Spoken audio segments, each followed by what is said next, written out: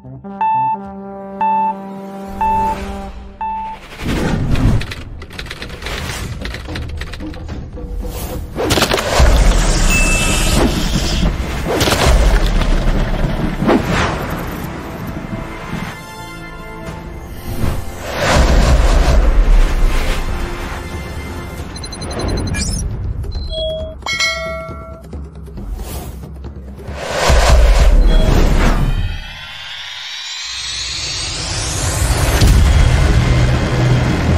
waktu dan tempat saya persilakan ke Bapak Dr. Dedi untuk menjelaskan kepada kita semua materi pada malam hari ini. Terima kasih, Tuhan memberkati. Baik, terima kasih. Saya izin share screen ya, karena saya sudah siapkan dalam bentuk PowerPoint. Oke, saya harap screen saya sudah kelihatan jelas di Bapak Ibu sekalian. Terima kasih untuk Pak Narion yang mengundang saya untuk menyampaikan materi ini. Terima kasih Pak Yusuf bersama dengan kawan-kawan yang sudah berjeri lelah mempersiapkan acara ini. Dan terima kasih juga buat saudara sekalian partisipan yang sudah hadir pada malam ini. Saudara, ini satu materi yang panjang dan tidak mungkin saya jelaskan semua karena materi yang saya bahas malam ini adalah paper saya atau tulisan saya, book chapter, di dalam buku Kristologi yang diselewengkan itu diprakarsai oleh Dr. Nathan Silalahi Junior, Ketua STT HAMI Jakarta, dan ada sejumlah penulis termasuk saya salah satunya. Judul yang sekarang Bapak Ibu lihat di screen itu adalah judul tulisan saya di dalam buku itu, dan panjang naskah saya, ukuran A4 itu 19 halaman. Nah, saya biasa khotbah, kalau saya siapkan 4 halaman itu sekitar 40 atau bahkan 1 jam itu bisa deliver 4 halaman. Artinya tidak mungkin saya menjelaskan segala sesuatu yang merupakan hasil penelitian saya, hasil riset saya, yang saya tuangkan di dalam paper itu. Jadi saya sarankan supaya nanti Bapak Ibu bisa membeli buku itu dan membaca secara detail, karena saya tidak akan presentasikan data-data secara detail di sini. Waktunya terlalu singkat untuk saya bagikan melalui kesempatan ini. Jadi saya bermaksud hanya untuk menjelaskan kepada saudara prosopologi itu apa, kemudian kenapa membaca Alkitab dengan metode prosopologi itu penting, dan bagaimana metode itu ketika diterapkan untuk membaca Injil Markus itu akan memperlihatkan kepada kita aspek-aspek dari dalam teks yang mungkin selama ini kita tidak aware ya, kita tidak sadari atau kita tidak lihat saat membaca teks. Jadi saya menggunakan metode ini untuk membaca, khususnya ada 2 teks kunci di dalam Injil Markus. Dan penelitian ini sebenarnya dilakukan secara khusus untuk membantah ajaran dari Dr. Erastus Sabdono. Nah, di dalam presentasi materi saya, saudara, saya tidak akan terlalu sering menggunakan gelar beliau ketika menyebut namanya. Itu sesuatu yang sah saja karena ini satu diskursus atau satu penyampaian materi secara akademik. Jadi biasanya itu gelar itu tidak disebutkan sesering mungkin. Meskipun kita di Indonesia itu kalau tidak nyebut gelar itu dianggap tidak sopan ya.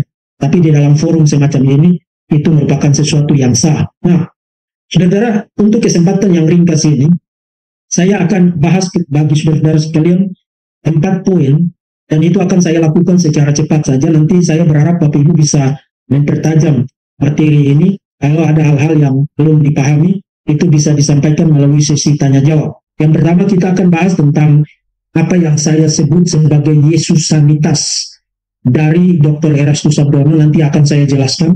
Kemudian yang kedua, saya akan kasih penjelasan secara ringkas tentang metode eksegesis prosopologis itu apa, dan bagaimana metode itu dielaborasi kembali di kalangan kesarjanaan perjanjian baru masa kini.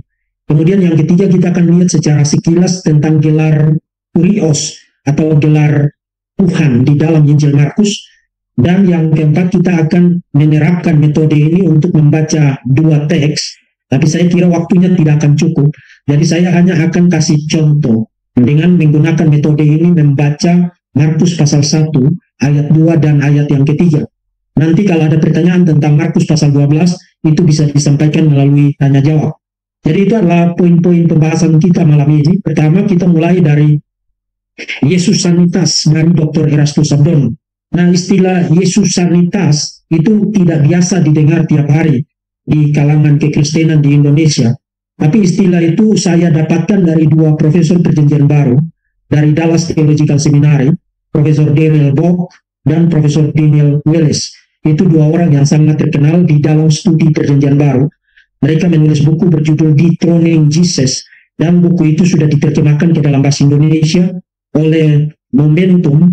Dan mereka menggunakan dua istilah. Yang pertama itu Christianity, yang diindonesiakan menjadi Kristianitas, dan yang kedua Jesusanity, yang diindonesiakan menjadi Yesusanitas.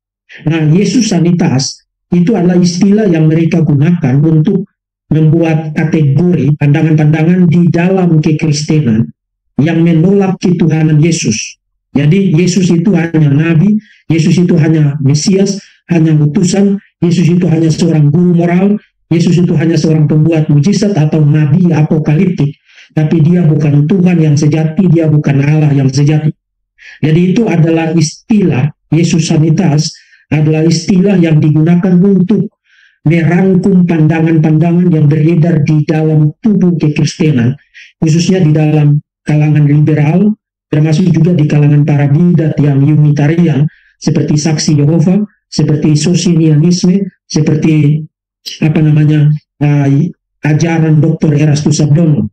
Itu dikategorikan dengan sebutan Yesusanitas. Jadi lain kali, Bapak Ibu kalau dengar ada orang yang bilang Yesus bukan Allah sejati, atau Yesus bukan Yahweh, atau Yesus bukan Tuhan yang sejati, saudara sudah tahu orang itu ada di dalam kelompok yang mana. Dia ada di dalam kelompok Yesusanitas. Nah, ajaran-ajaran dari Dr. Erastus Sabdono itu persis menggambarkan Yesusanitas. Di dalam seri logosnya yang bertubi-tubi dan yang dipublikasikan melalui YouTube, dan itu menjadi konsumsi publik, ya meskipun ngeles bahwa itu ajaran untuk kalangan sendiri. Tapi kalau ajaran untuk kalangan sendiri, kenapa dipublikasikan? Dan kenapa itu menjadi konsumsi publik? Satu materi yang menjadi konsumsi publik dipublikasikan, maka publik punya hak untuk memberikan tanggapan, apakah tanggapan secara positif, setuju, atau bahkan kritikan, atau bahkan penolakan. Jadi, apa yang kita lakukan malam ini adalah penggunaan hak publik untuk memberikan tanggapan juga secara publik terhadap ajaran yang diedarkan secara publik oleh Dr. Erastus Sabdono dan juga timnya melalui rekaman demi rekaman. Saya tidak tahu seri terakhir Logos itu sudah sampai seri keberapa, tapi itu sangat bertubi-tubi. Nah, kalau diringkas ajaran Dr. Erastus Sabdono, beliau percaya bahwa Logos, firman yang ada di dalam Yohanes pasal 1 ayat 1, itu bukan pribadi. Itu hanya semacam atribut abstrak, ya, seperti perkataan atau hikmat atau pengertian dan lain sebagainya, tapi bukan pribadi.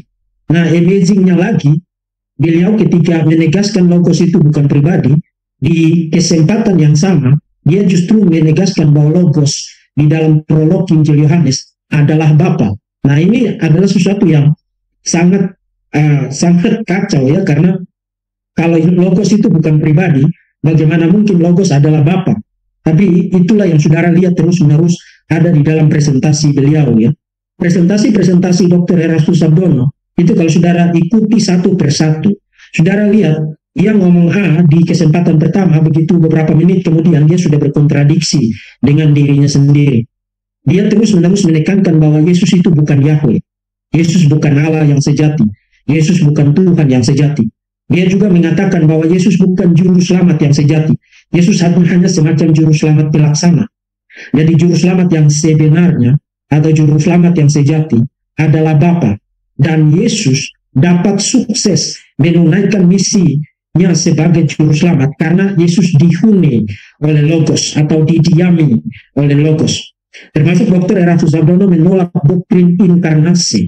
Jadi inkarnasi itu sederhananya berarti pribadi kedua Allah Tritunggal mengambil natur manusia, menambahkannya kepada natur keilahiannya, jadi satu pribadi dengan dua sifat.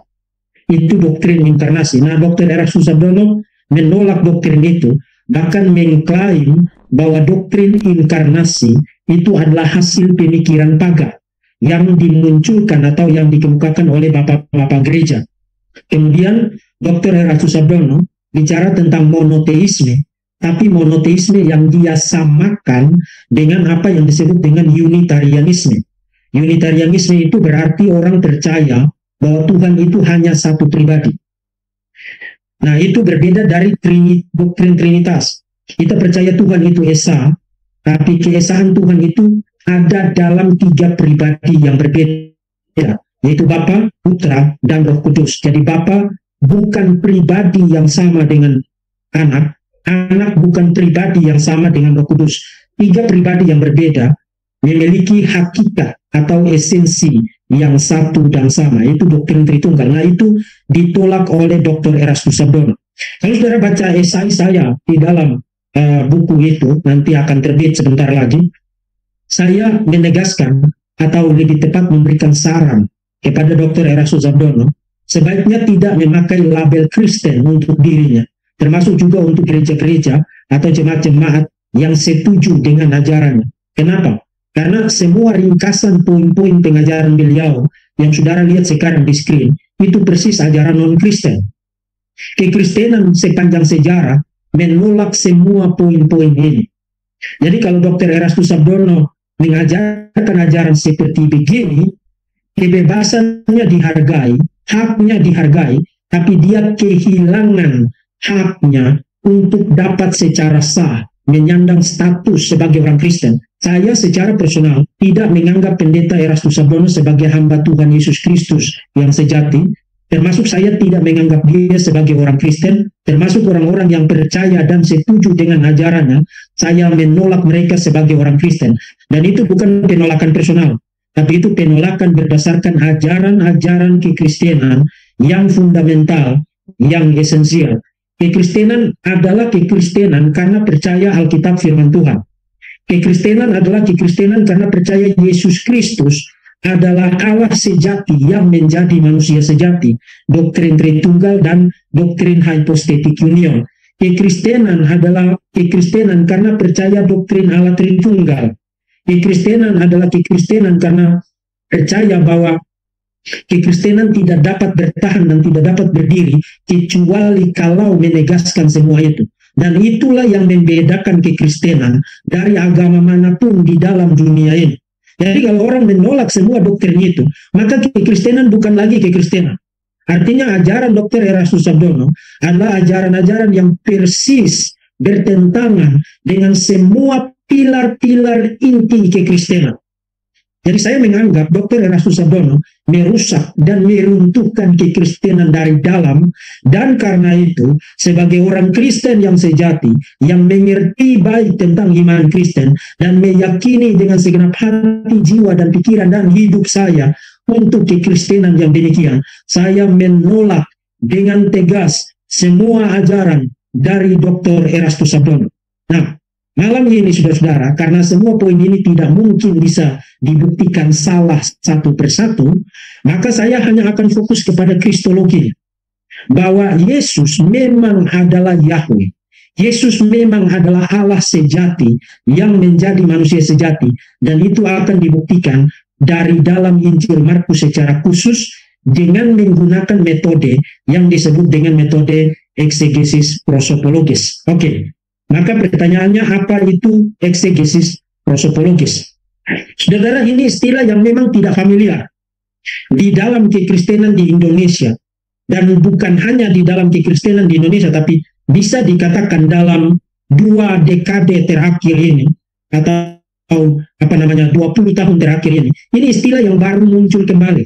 Jadi lebih dari 1000-an tahun, 1900 tahun, istilah ini bisa dikatakan hilang dari dalam kekristenan. Kenapa? Kita tidak tahu persis kenapa, tapi sebenarnya istilah ini tidak digunakan di semua seminari di seluruh dunia, kecuali beberapa tahun terakhir ini. Nah, jadi kalau saudara belajar teologi atau pernah masuk seminari STT, saudara belajar eksegesis perjanjian baru, tafsir perjanjian baru, atau hermeneutik, ilmu tentang menafsir Alkitab, saudara tidak akan pernah dikasih tahu tentang istilah ini. Itu sebenarnya orang-orang yang mengambil studi magister atau bahkan studi doktoral di bawah tahun 2000-an, itu mereka tidak familiar dengan istilah ini.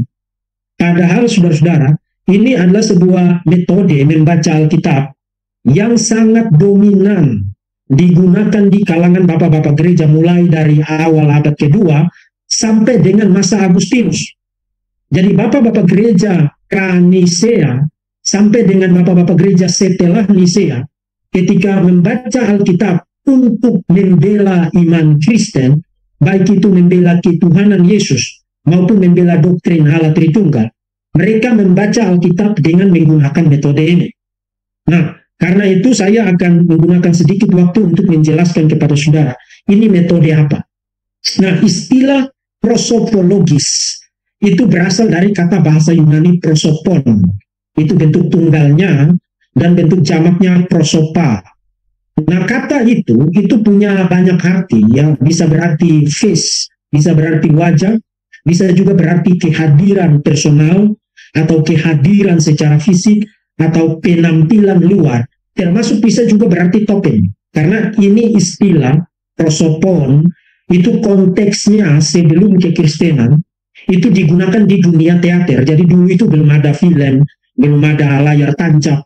Jadi orang kalau mau memperagakan sebuah cerita melalui drama, orang itu bikin panggung, kemudian bikin drama. Nah, di dalam dunia teater pada tradisi Yunani Romawi, orang-orang yang memerankan peran tertentu di atas panggung itu, mereka disebut sebagai prosopon. Dan mereka menggunakan apa yang disebut dengan topeng. Jadi kalau dia memerankan karakter yang jahat, dia akan pakai topeng yang kelihatan bengis. Kalau dia memerankan karakter yang baik, dia akan pakai topeng yang kelihatannya senyum. Jadi prosopon itu digunakan untuk peran dari seseorang di atas teater yang dilakukan melalui conversation, melalui percakapan atau melalui dialog. Jadi dialog dari para pemeran di atas panggung teater itu disesuaikan dengan dia memerankan tokoh apa. Apakah dia memerankan tokoh yang jahat, apakah dia memerankan tokoh yang baik, dan seterusnya. Jadi itu latar belakang dari penggunaan istilah prosopon. Dari latar belakang itu, bapak-bapak gereja mengambil istilah itu untuk membaca teks-teks perjanjian lama yang berbentuk percakapan. Yang di dalam perjanjian lama itu tidak jelas siapa yang ngomong. Tapi ketika dikutip di dalam perjanjian baru, baru ketahuan siapa yang ngomong di dalam teks perjanjian lama itu.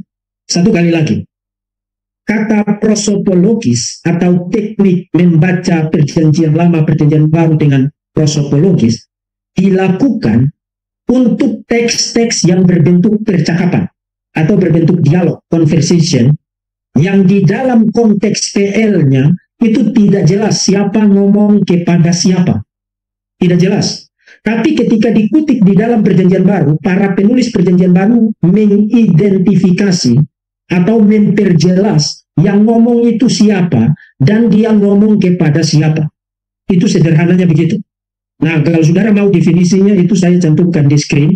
Saudara bisa baca sendiri, tapi pengertiannya persis sama seperti yang saya jelaskan bagi saudara.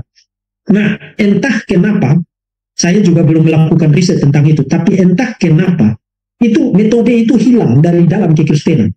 Jadi hari ini, 30 tahun terakhir atau 50 tahun terakhir ini, ada satu studi yang baru di dalam kesarjanaan perjanjian baru, yang disebut dengan kutipan-kutipan PL di dalam PB, atau intertekstualitas. Tapi saudara tidak akan ketemu bagaimana mereka menggunakan metode ini untuk menafsirkan perjanjian lama. Karena itu, ada beberapa sarjana perjanjian baru yang meraih gelar Doctor of Philosophy, PhD, dengan meneliti tentang penggunaan metode eksegesis prosopologis. Yang paling terkenal adalah Matthew Bates. Dia tulis disertasinya tentang eksegesis prosopologis khusus untuk surat-surat Paulus yang mengutip teks-teks PL itu tahun 2012. Kemudian Pierce Madison itu 2017, dia khusus meneliti eksegesis prosopologis tentang bagaimana surat Ibrani mengutip teks-teks perjanjian lama. Kemudian Kyle itu tahun 2018, dia meneliti tentang eksegesis prosopologis khususnya tentang pneumatologi Roh Kudus di dalam pandangan bapak-bapak gereja sebelum Nisea. Jadi tiga orang ini adalah orang-orang yang menghidupkan kembali atau memperkenalkan kembali metode prosopological exegesis ke kalangan akademik, khususnya di dalam bidang studi Perjanjian Baru. Itu sedikit perkenalan tentang eksegesis prosopologis. Nah, kalau saudara ingin tahu gambaran tentang bagaimana metode ini digunakan, saya bikin bagan sederhananya ada di screen sekarang. Jadi yang saudara lihat di sebelah kanan itu, mulai dari kotak kanan sebelah atas itu, prateks, itu berarti teks Perjanjian Lama yang dikutip. Lalu teks di sebelah kiri atas itu berarti kutipannya di dalam Perjanjian Baru. Nah, yang menarik adalah teks-teks yang berbentuk percakapan di dalam PL atau prateks ketika dikutip di dalam PB atau yang disebut dengan teks. Teks-teks PL itu tidak jelas siapa yang ngomong di situ, tapi dikutip di dalam PB sebagai sebuah teks percakapan. Ada orang yang ngomong kepada orang lain atau ada person pribadi yang ngomong kepada pribadi yang lain. Jadi identitas dari partisipan dialog itu atau identitas dari orang-orang yang ngomong di dalam teks PL yang tidak jelas itu siapa mereka, itu diperjelas, diidentifikasi di dalam Perjanjian Baru. Nanti saudara, saya akan kasih tahu saudara di akhir dari presentasi ini betapa pentingnya menggunakan metode ini, bukan hanya untuk membuktikan ketuhanan Yesus, tapi juga sekaligus membuktikan doktrin Allah Tritunggal. Ini metode yang sangat penting sekali, yang sayang sekali itu hilang dari dalam dunia akademik. Jadi itu adalah bagaimana cara kerja metode ini. Teks PL itu tidak jelas siapa yang ngomong kepada siapa, tapi ketika dikutip baru menjadi jelas yang ngomong itu siapa dan dia ngomong kepada siapa. Itu sederhananya begitu. Oke, sekarang mari kita, sebelum membahas tentang bagaimana menerapkan metode ini untuk membaca Injil Markus, saya ingin mulai terlebih dahulu dengan gelar kurios. Atau gelar kurios itu artinya, terjemahannya di dalam bahasa Indonesia berarti Tuhan. Nah, saudara, hari ini para bidat itu tidak keberatan menyebut Yesus itu sebagai Tuhan. Jadi kalau saudara-saudara dengar para bidat ngomong, termasuk Dr. Erastus Sabdono, menyebut Yesus itu Tuhan, saudara jangan senang dulu, karena mereka memberi arti yang lain kepada kata itu. Saudara jangan asumsikan bahwa ketika mereka bilang Yesus itu Tuhan, berarti dia ngomong seperti yang saudara mengerti bahwa Yesus adalah Tuhan yang sejati. Karena apa? Karena di dalam bahasa Yunani memang kata Tuhan itu tidak harus berarti Tuhan yang sejati. Dia punya beberapa rentang semantik ya, atau rentang arti. Kata Tuhan itu bisa berarti pemilik, owner. Kata Tuhan juga bisa berarti tuan, itu sebutan sopan santun. Jadi kalau saudara ketemu orang yang lebih tinggi statusnya dari saudara menyebutnya tuan. Jadi kata kurios bisa digunakan untuk kategori itu, atau digunakan dalam kategori hukum atau politik untuk bicara tentang penguasa. Termasuk kata Tuhan digunakan sebagai gelar keilahian, divine title. Jadi itu rentang semantik dari kata kurios di dalam seluruh Perjanjian Baru. Nah, di dalam Injil Markus, kita bisa membuktikan dengan gampang, tapi karena tidak ada waktu di sini, saya sudah bahas di dalam esai saya. Jadi saya kasih lihat saudara satu kutipan saja dari seorang Markan scholar, ahli Injil Markus, Eugene Boren, ya, dia ahli Injil Markus, meneliti tentang kurios di dalam Injil Markus, dan dia mengatakan bahwa ketika Markus menggunakan kata kurios, dia gunakan itu untuk divine being, makhluk ilahi. Nah, hari ini orang protes karena saya menggunakan kata makhluk, ya. No, kata makhluk itu bisa digunakan untuk Allah, bisa digunakan untuk malaikat, bisa digunakan untuk manusia. Jadi saudara, antenanya jangan berdiri untuk kata itu, ya. Divine being artinya untuk digunakan sebagai gelar keilahian, tapi pada saat yang sama berbeda dari God, berbeda dari Allah. Yang di dalam Injil Markus, termasuk di dalam Perjanjian Baru, kata theos itu mayoritas digunakan untuk Bapa. Jadi Markus menggunakan kurios untuk Yesus dalam kategori ilahi, tapi pada saat yang sama dia bedakan personhood-nya, pribadinya dari pribadi Bapa. Dan ahli Injil Markus ini juga mengatakan bahwa Injil Markus harus ditempatkan bersama dengan para penulis Perjanjian Baru yang memiliki high Christology. Jadi kalau saudara studi teologi, istilah high Christology atau Kristologi tinggi itu digunakan untuk orang yang percaya bahwa Yesus itu Allah sejati. Jadi Markus adalah Injil yang harus ditempatkan bersama dengan para penulis lain, para penulis perjanjian baru yang lain, yang percaya akan high Kristologi, yang mengafirmasi, yang menegaskan keilahian Kristus. Keilahian Kristus, the deity of Christ. Itu kata kurios di dalam Injil Markus. Dengan kata lain, para bidat yang mencoba bersilat kata menggunakan kata kurios hanya dalam tiga arti yang di atas, arti posesif, sopan santun, atau hukum dan politis. Mereka sebenarnya tidak membaca Alkitab secara jujur. Karena ada konteks-konteks di mana kata kurios untuk Tuhan Yesus itu tidak mungkin hanya berarti pemilik, tidak mungkin hanya berarti tuan, tidak mungkin hanya berarti penguasa, tapi harus dimaknai sebagai Yahweh, sebagai Tuhan yang sejati.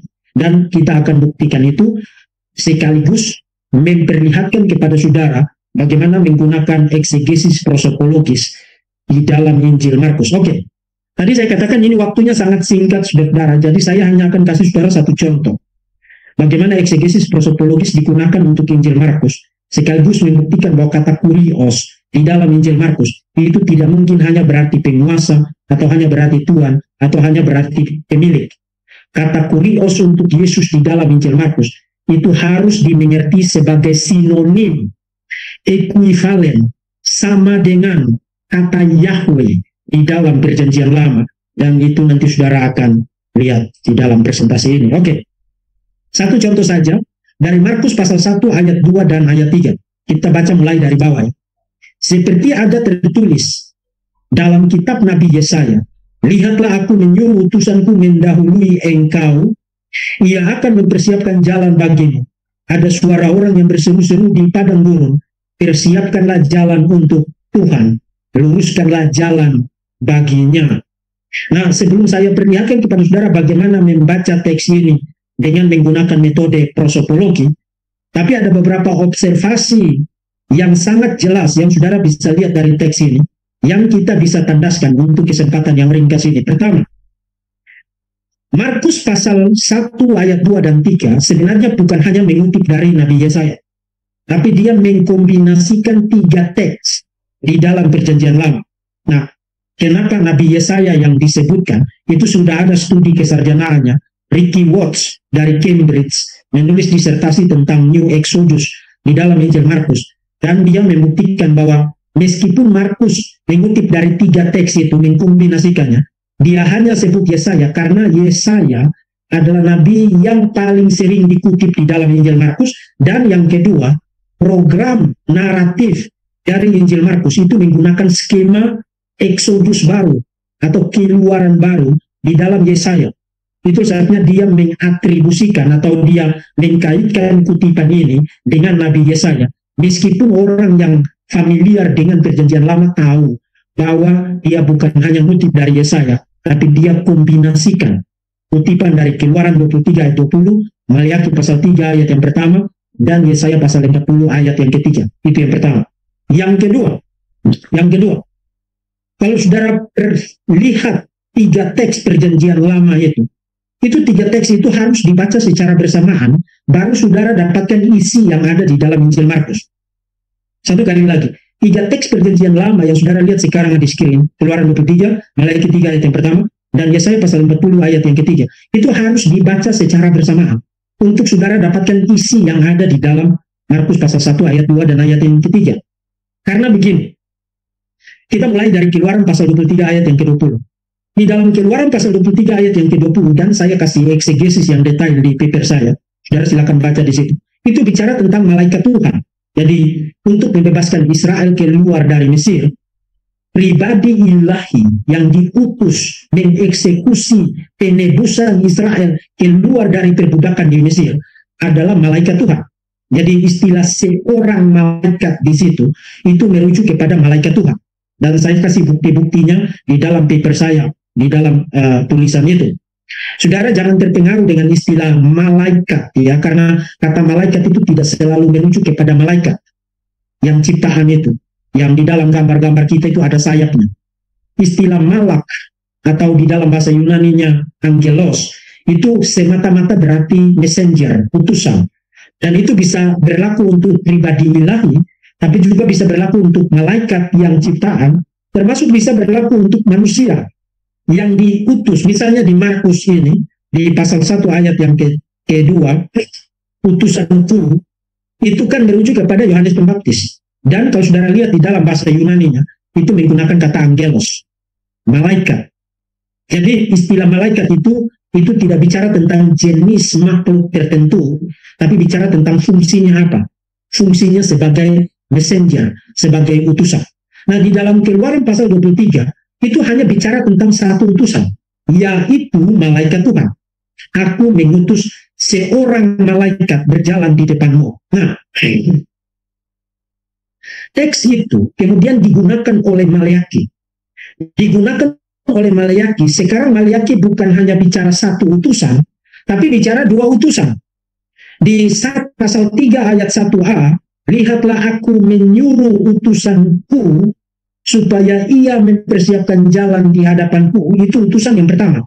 Jadi utusan yang disuruh mempersiapkan jalan itu adalah utusan yang pertama. Kemudian 1b dan c itu bicara utusan yang kedua. Dengan mendadak Tuhan yang kamu cari, Ha-Adon, Tuhan yang kamu cari masuk ke baitnya. Malaikat perjanjian yang kamu kehendaki itu, sesungguhnya ia datang.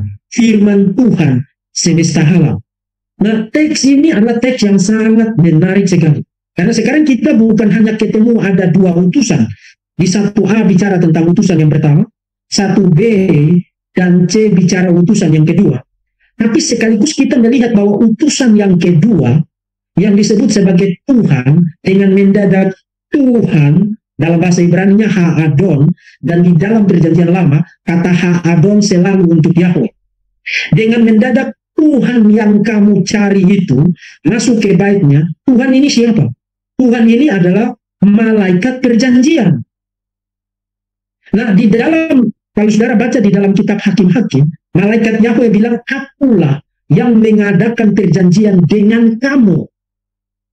Kemudian dia kasih 10 hukum itu.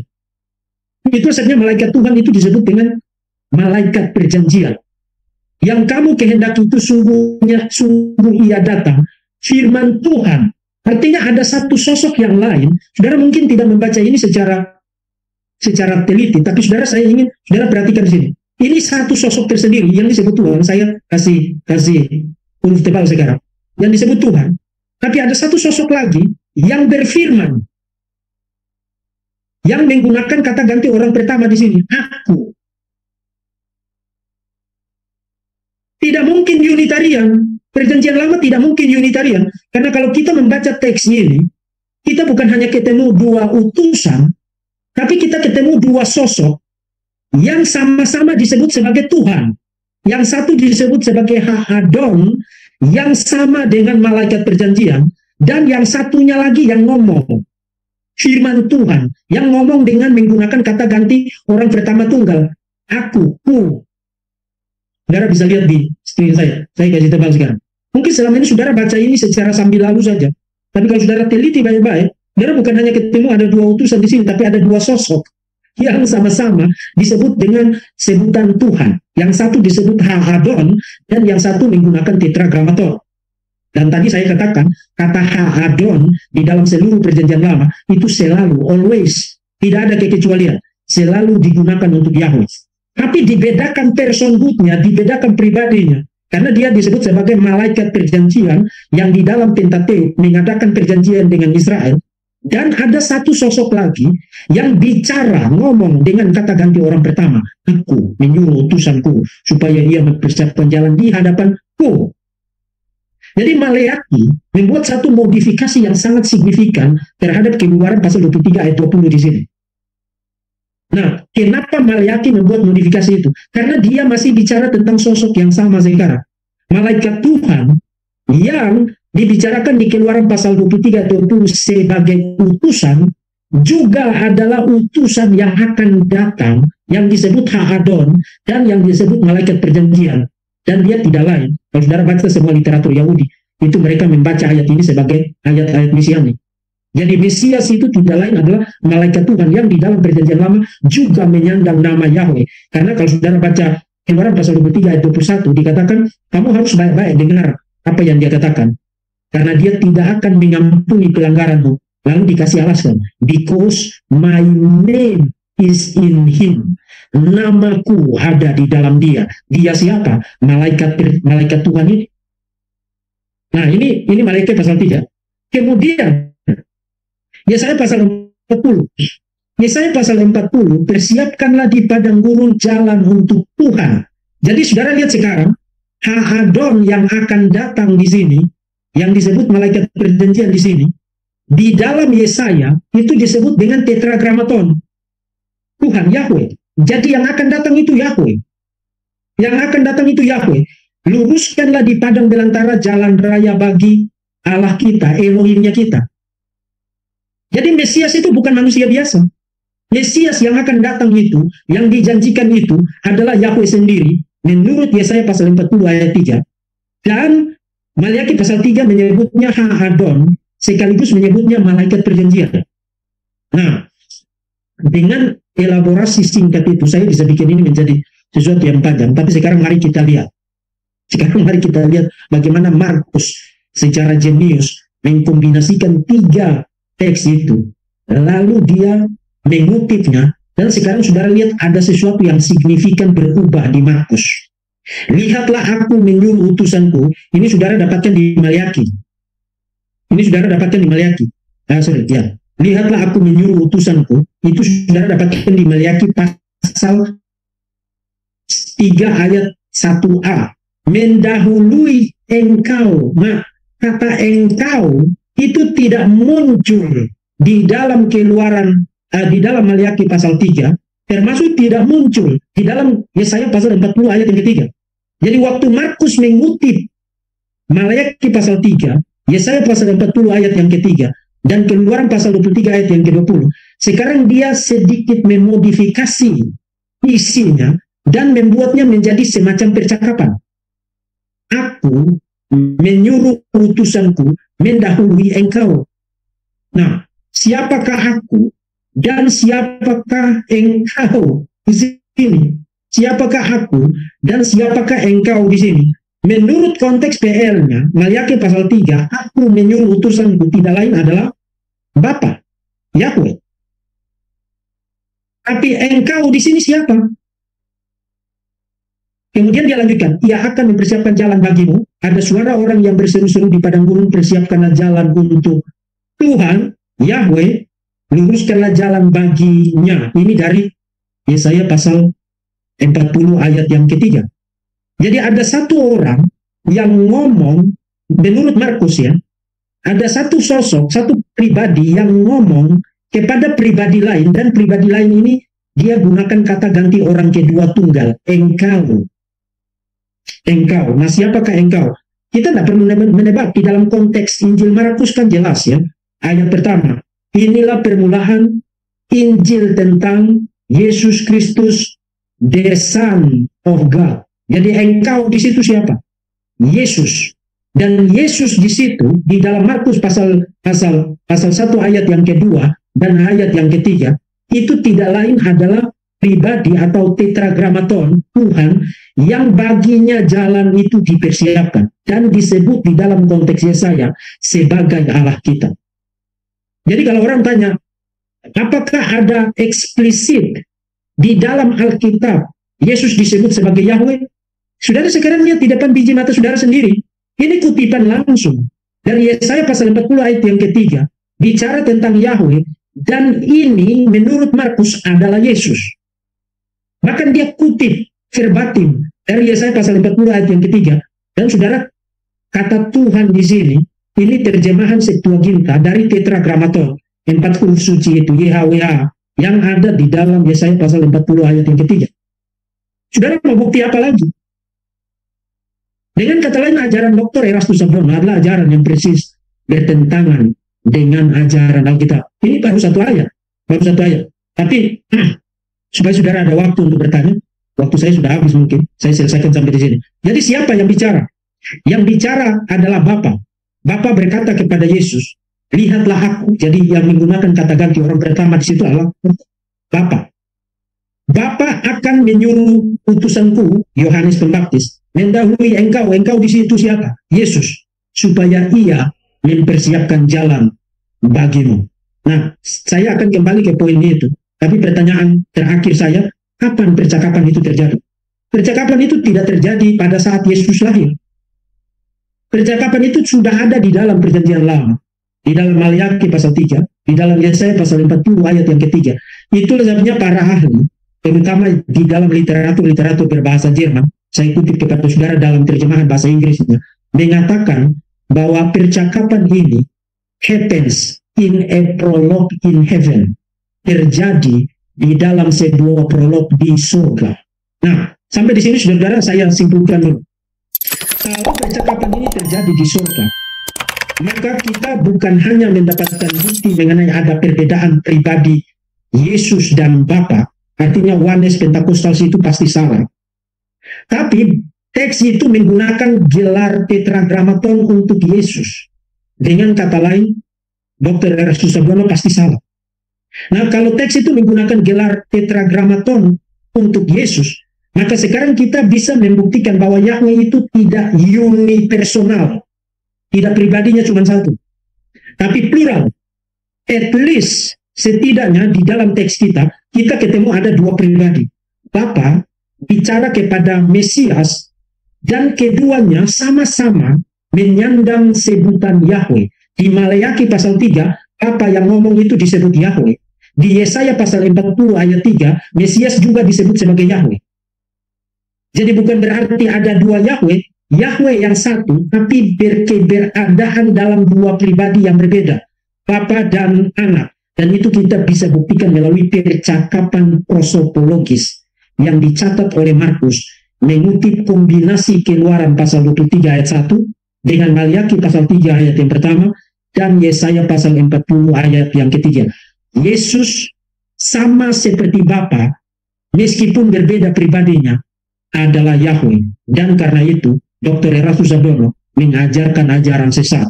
Dan itu bahkan sudah dipertahankan oleh bapak-bapak gereja sepanjang sejarah sampai dengan sekarang. Oke, saya sampai di sini. Silakan saudara bisa mengajukan pertanyaan.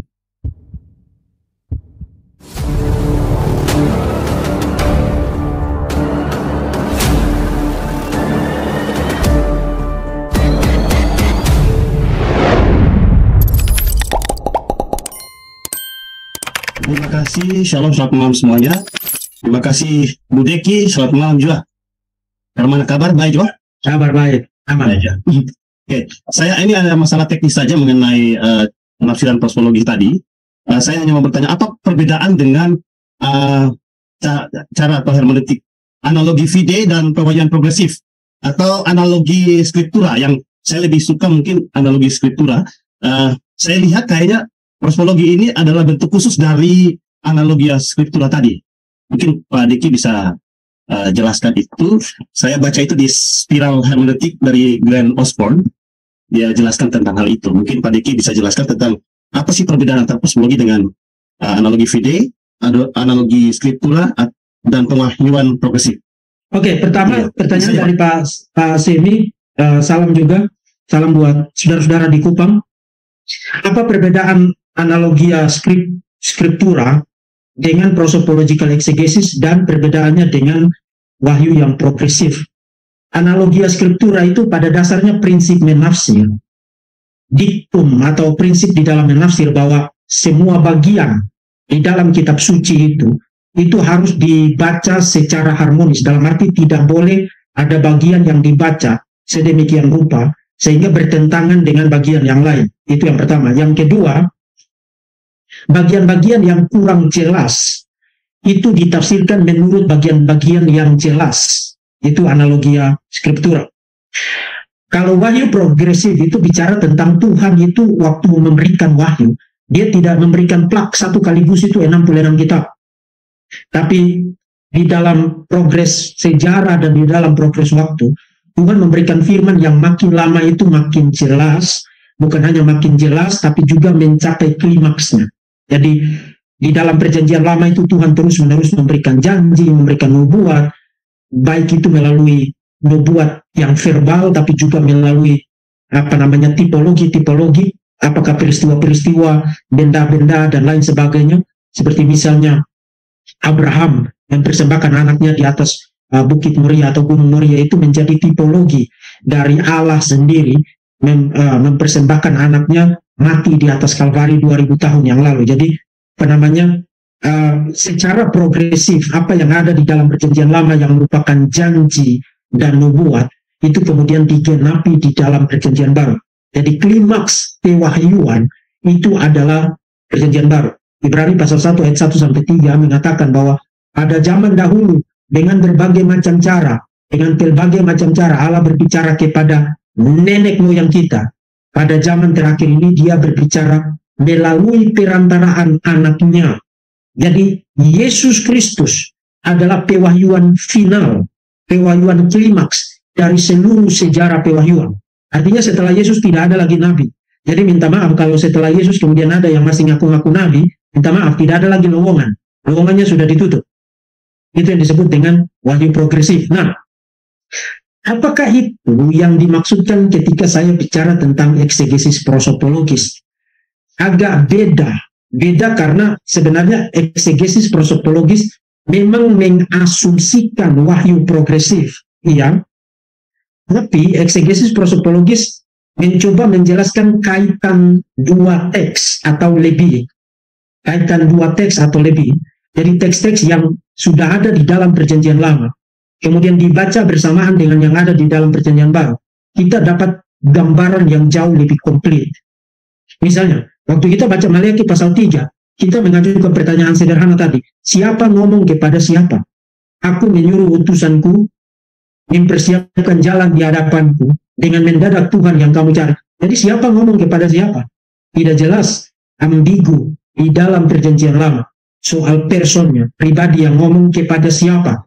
Tapi ketika Markus kutip itu dengan dikombinasikan dengan Yesaya pasal 40 ayat yang ketiga menjadi jelas, oh yang ngomong adalah Bapa, dan dia ngomong kepada Yesus, kepada sang anak, tentang ada seorang utusan yang lain, yaitu Yohanes Pembaptis. Jadi menjadi jauh lebih jelas. Oke, saya harap itu menjawab pertanyaan dari Pak Semi tadi ya. Ya baik, saya Reuters dari Gorontalo.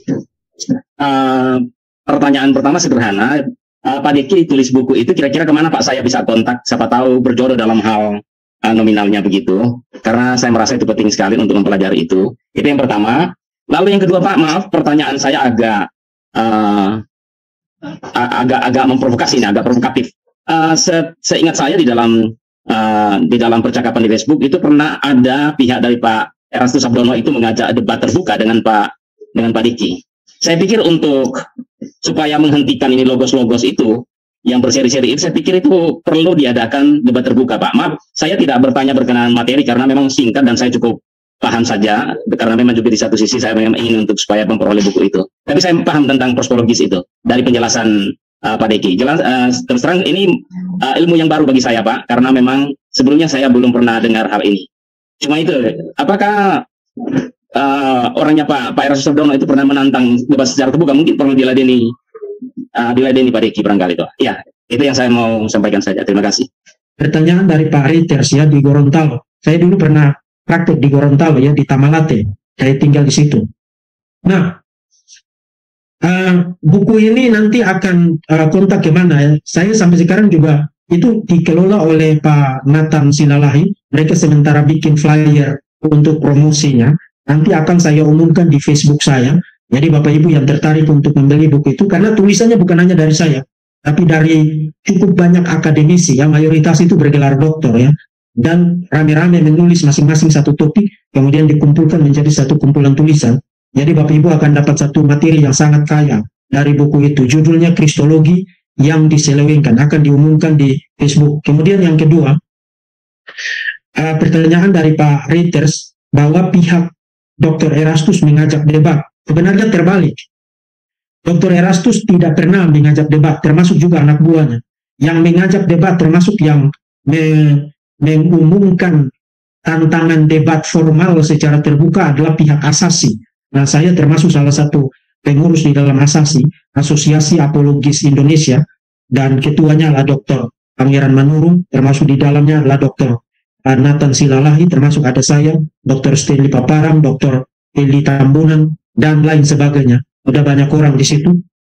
Jadi kami yang mengajukan tantangan debat formal, mempersiapkan Dr. Pangeran Manurung termasuk saya, siap kapan saja kalau Dr. Erastus Sabdono bersedia untuk meladeni ada perdebatan formal sehingga semua karut-marut ini bisa berakhir di meja debat itu kita siap kapan saja untuk ada di dalam perdebatan itu. Sayang sekali tidak diresponsi, dan memang sejak dahulu Dr. Erastus Sabdono itu kan hanya doyan ngajar begitu-begitu. Begitu terjadi kontroversi, lalu kalau tidak playing victim, maka orang lain yang salah, dan atau dia terus-menerus mengajar, dia tidak gubris apa-apa. Nah, itu sesuatu yang sangat disayangkan sekali ya. Jadi saya perlu bertegas bahwa bukan beliau dan timnya yang mengajak debat. Kami, Asosiasi Apologis Indonesia, Dr. Pangeran Manurung termasuk saya sendiri, yang mengajukan tantangan itu. Dan itu sudah sejak awal ya, sekitar 1 minggu setelah beliau mulai populerkan seri logos yang bertubi-tubi itu, tapi sampai sekarang tidak pernah digubris. Baik, terima kasih buat Pak Diki. Ini adalah eksegesis yang baru. Saya juga baru mempelajari dari Bapak pada malam hari ini.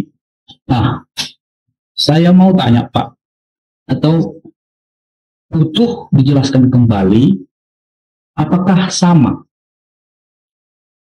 Malaki yang ada di Maliake pasal 3 ayat 1, utusanku, dengan Angelos yang ada di Markus 1 ayat 2. Itu yang pertama. Terus yang kedua, kalau dari penjelasan Bapak tadi di Perjanjian Lama ada beberapa pribadi. Yang pertama Malaki, yang kedua Haadon, yang ketiga tetragramaton itu Yahweh. Nah, sementara di Markus pasal 1 ayat 2 itu, kalau saya melihat hanya disebutkan angelo, messenger. Tidak ada di situ misalnya pakai theos atau pribadi yang lain. Nah, bagaimana untuk menandaskan itu Pak, supaya dia bisa connect gitu? Terima kasih Pak Diki. Pertanyaan dari Pak Amsal. Apakah Malaki di dalam Maliaki pasal 3 ayat yang pertama itu sama dengan Angelos di dalam Markus pasal 1 ayat yang kedua? Ya, sama. Malaki, malaikatku atau utusanku, my messenger, itu di dalam Markus pasal 1 ayat 2 merujuk kepada Yohanes Pembaptis. Jadi ya, itu bicara tentang pribadi yang sama. Kemudian pertanyaan yang kedua dari Pak Amsal adalah, Pak Amsal bilang bahwa saya mengidentifikasi ada 3 pribadi, ada Malaki, ada Haadon, dan ada Yahweh menurut Maliaki pasal 3. Ya, betul. Jadi Yahweh adalah speakernya, menggunakan atau pembicaranya di dalam Maliaki pasal 3 ayat yang pertama. Maksud saya Bapa, aku akan mengutus utusanku. Jadi menggunakan kata ganti orang pertama itu adalah Bapa. Kemudian utusanku di situ adalah Yohanes Pembaptis. Kemudian di pasal 3 ayat 1b, dengan mendadak Tuhan Haadon yang kamu cari akan masuk ke baitnya, malaikat perjanjian.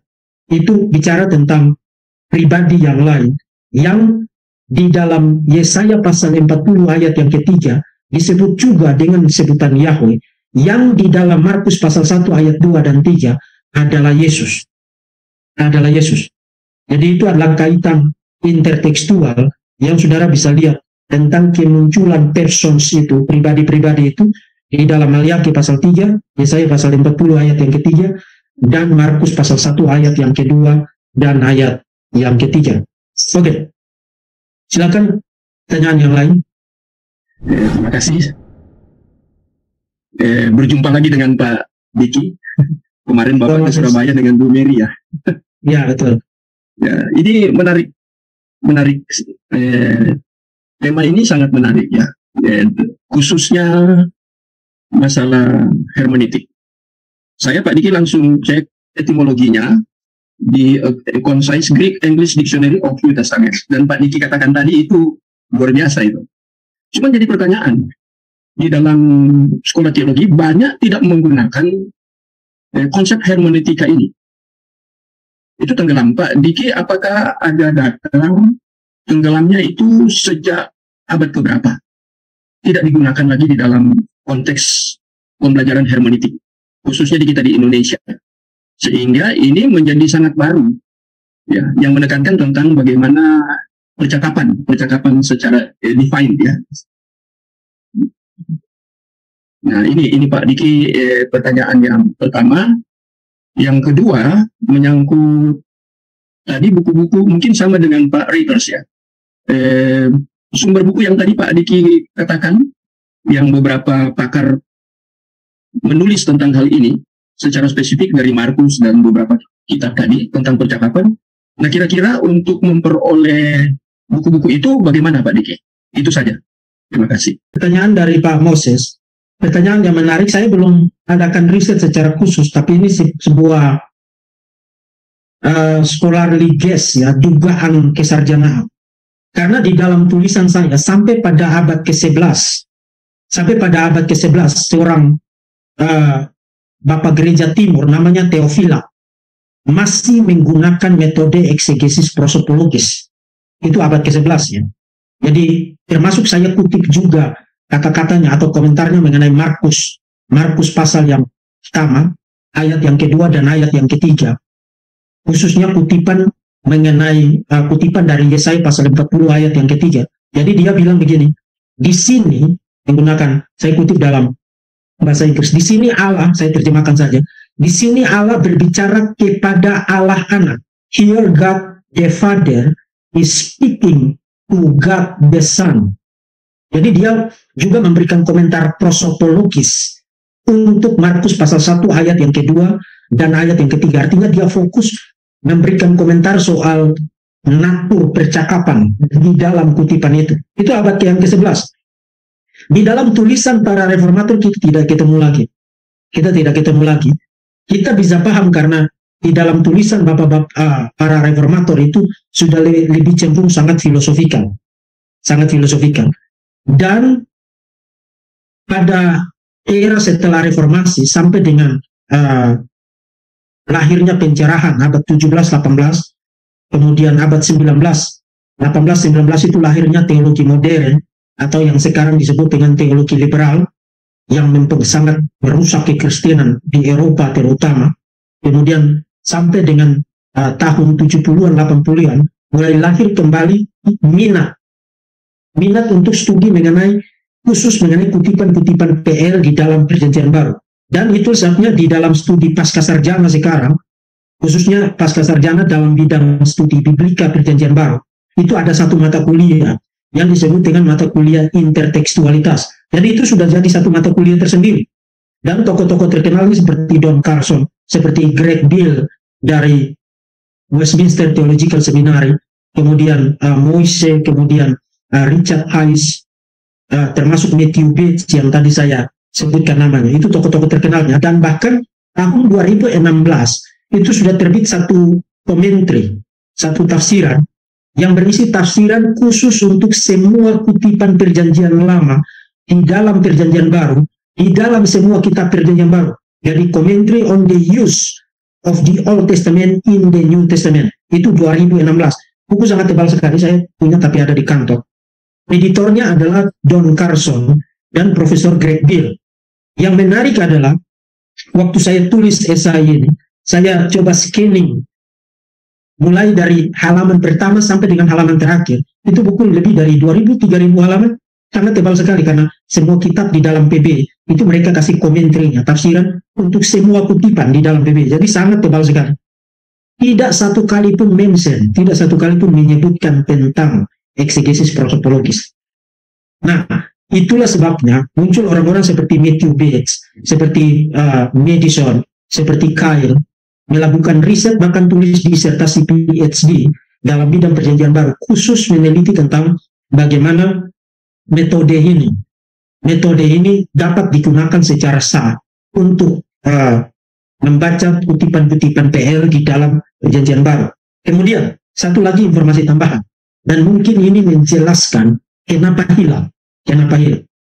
Sejak tahun 2012 ketika Matthew Bates menyelesaikan disertasi PhD-nya tentang eksegesis prosopologis untuk surat-surat Paulus, dalam 3 tahun berturut-turut di jurnal Southern Baptist Theological Seminary. Jadi tahun 2020, 2 tahun berturut-turut ya, 2020, 2021 ada 3 artikel jurnal dari 3 ahli perjanjian, 1 ahli perjanjian lama dan 2 ahli perjanjian baru di Southern Baptist Theological Seminary menerbitkan 3 artikel jurnal berturut-turut menolak eksegesis prosopologis. Dan kalau saudara baca, misalnya Profesor Peter Gentry, itu ahli perjanjian lama yang sangat kawakan. Kalau orang studi perjanjian lama pasti tahu Peter Gentry.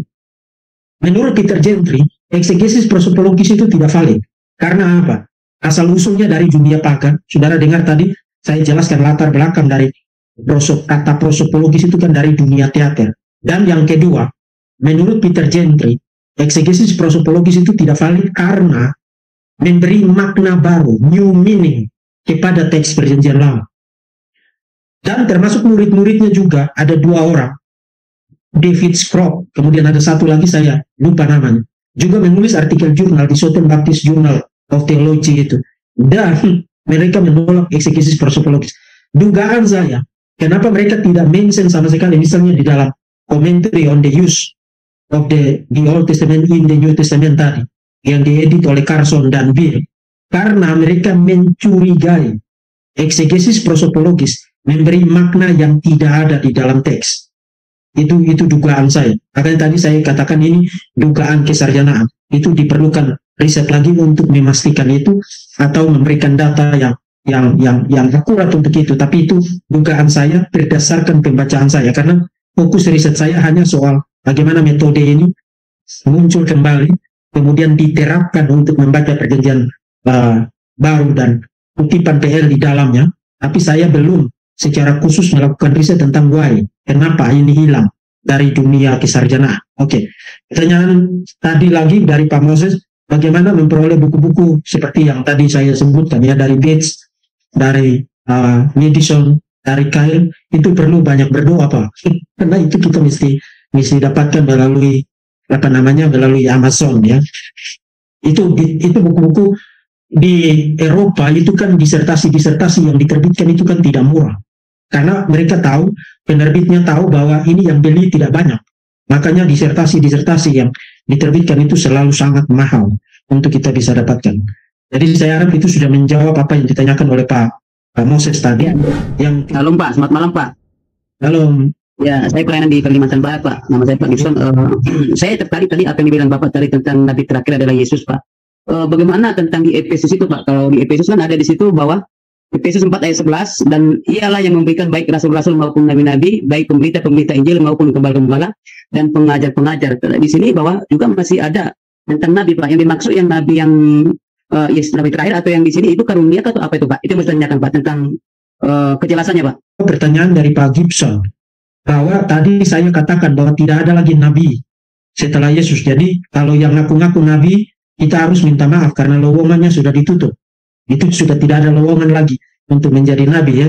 Jadi kalau yang ngaku-ngaku nabi terakhir, minta maaf, menurut kekristenan itu klaim yang tidak dapat diterima. Nah, lalu bagaimana dengan Efesus pasal 4 ayat yang ke-11?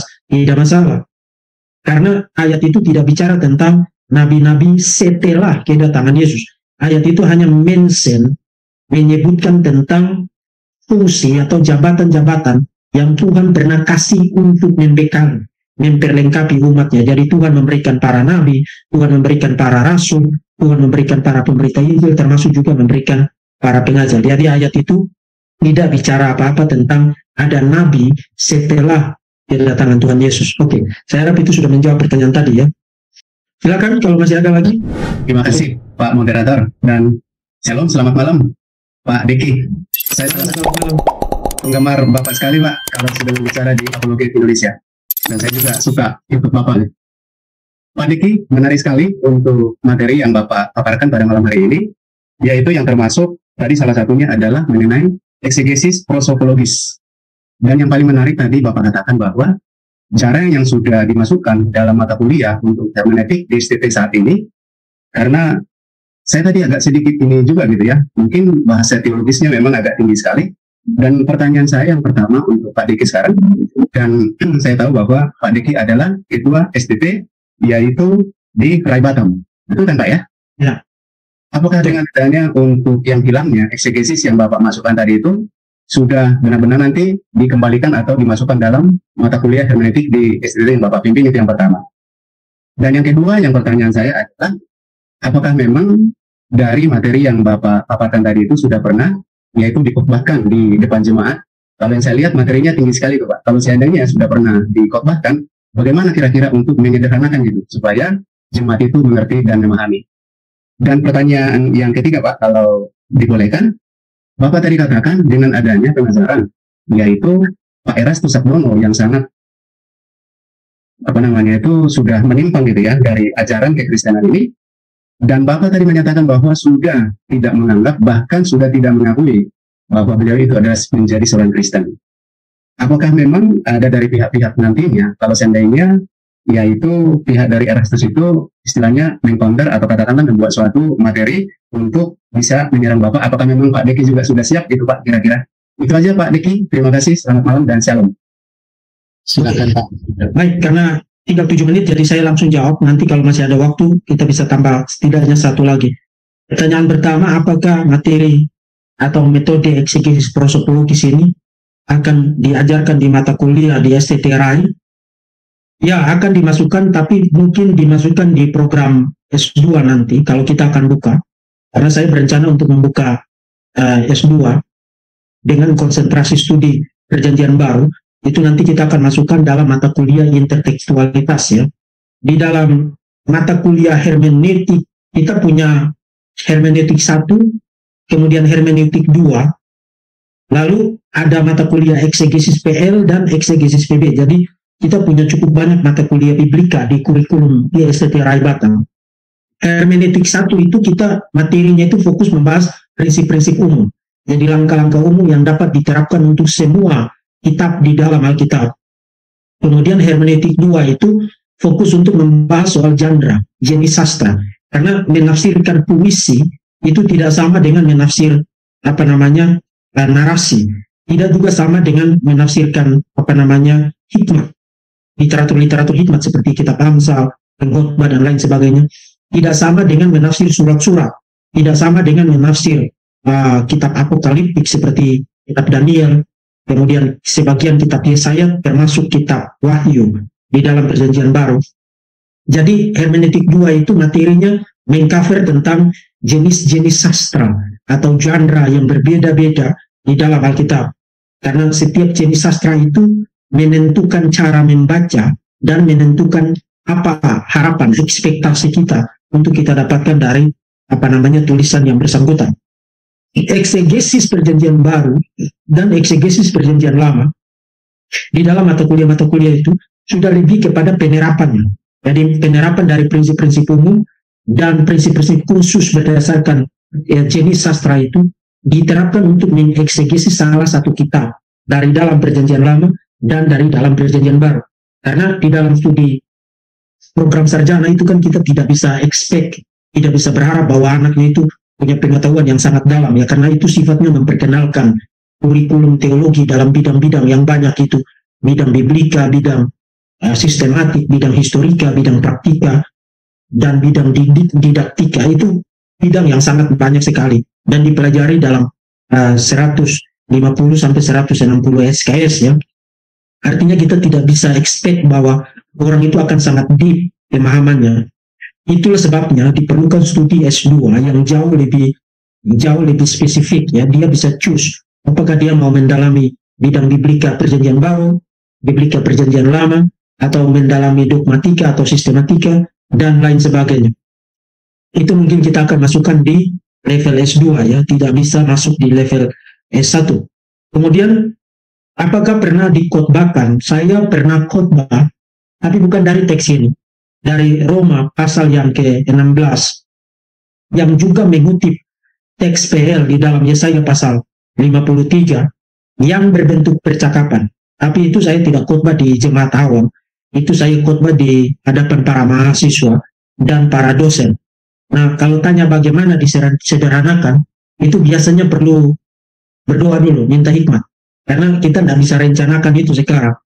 Kadang-kadang yang kita rencanakan itu tidak terjadi di lapangan. Itu sebabnya sebelum kita berkhotbah itu bukan hanya mempersiapkan khotbah kita dengan sungguh-sungguh melakukan eksegesis, mempertimbangkan, merefleksikan message-nya secara praktis, tapi juga meminta hikmat dari Tuhan untuk Tuhan bagaimana saya deliver pesan ini, sehingga nyantol bukan hanya di pikiran mereka, tapi Roh Kudus ikut bekerja sehingga mereka waktu mengerti, mereka terima itu sebagai kebenaran. Ya. Lalu pertanyaan yang terakhir tadi saya mengatakan bahwa Dr. Erastus Sabdono itu bukan Kristen. Iya, itu bukan opini personal saya. Itu bukan opini pribadi. Itu adalah konsekuensi logis dari semua ajaran dari Dr. Erastus Sabdono. Misalnya, kalau orang mengajarkan bahwa Yesus adalah ciptaan, dan ciptaan ini adalah manusia biasa, dia bukan Yahweh, dia bukan Tuhan, semua orang Kristen wajib kasih tahu, ya terima kasih, kamu mengajar begitu, itu hakmu, itu kebebasanmu, tapi ajaranmu itu bukan ajaran kekristenan.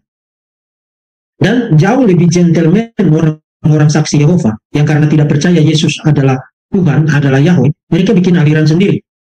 Jauh lebih gentleman orang-orang Mormon, yang karena percaya Triteis, mereka bikin aliran sendiri. Kenapa tidak gentle begitu? Jelas-jelas sekali dia menabrak kok. Dan bahkan dia mengakui itu, bahwa ajarannya itu adalah ajaran yang tidak sama dengan yang diajarkan di dalam gereja-gereja sedunia, mengenai Allah Tritunggal, mengenai Roh Kudus, mengenai Tuhan Yesus Kristus. Nah, kalau tidak sama berarti apa haknya saudara mendapatkan memakai label Kristen? Saudara tidak punya hak untuk memakai label Kristen. Lalu bagaimana dengan kalau ada counter, ya silakan di counter. Ini kan diskursus teologis. Saudara mau berdebat, ayo kita berdebat. Mau berdiskusi, ayo kita berdiskusi.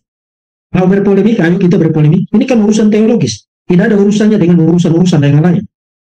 Tidak ada urusannya dengan urusan-urusan yang lain. Dan kekristenan yang historik, yang biblikal, dan yang rasuli memiliki orang-orang terbaik sepanjang sejarah untuk kapan saja, anytime, kapan saja, siap berdiri atau duduk untuk berdebat, untuk berdiskusi, dan mempertahankan ajaran-ajaran kekristenan yang am, yang universal, yang rasuli, yang biblikal, dan yang historikal. Doktrin Allah Tritunggal, Yesus Kristus adalah Allah sejati yang berinkarnasi menjadi manusia sejati. Roh Kudus adalah pribadi ketiga Allah Tritunggal. Yesus Kristus adalah juru selamat yang sejati, bukan juru selamat PT. Itu doktrin bukan hanya diyakini orang Protestan. Orang Katolik percaya itu, Ortodoks Timur percaya itu, yang Rusia, yang Koptik, yang Yunani, yang Ortodoks Timur percaya itu doktrin universal. Itu bukan doktrin denominasi. Itu bukan doktrin aliran teologi. Itu doktrin universal. Karena itulah kekristenan, bahwa ada perbedaan-perbedaan pada level sekunder. Misalnya, saudara dan saya, mungkin saya berbeda dengan beberapa di antara saudara soal apakah baptisan itu mesti selam atau tidak. Apakah orang boleh berbahasa roh atau tidak. Itu kita berbeda pada hal-hal sekunder begitu. Tapi itu tidak mendefinisikan, tidak menentukan identitas sebagai orang Kristen. Semua poin-poin yang tadi saya perhatikan kepada saudara di bagian pendahuluan tadi, itu menentukan identitas. Tanpa itu semua tidak ada kekristenan. Jadi kalau orang menolak itu, ya otomatis dia non-Kristen. Selesai. Sangat sederhana. As simple as that. Sesimpel itu. Jadi saya berharap, dan itu bukan baru katakan di sini. Di dalam semua sesi-sesi saya, memberikan kritikan terhadap ajaran beliau. Itu juga saya katakan itu.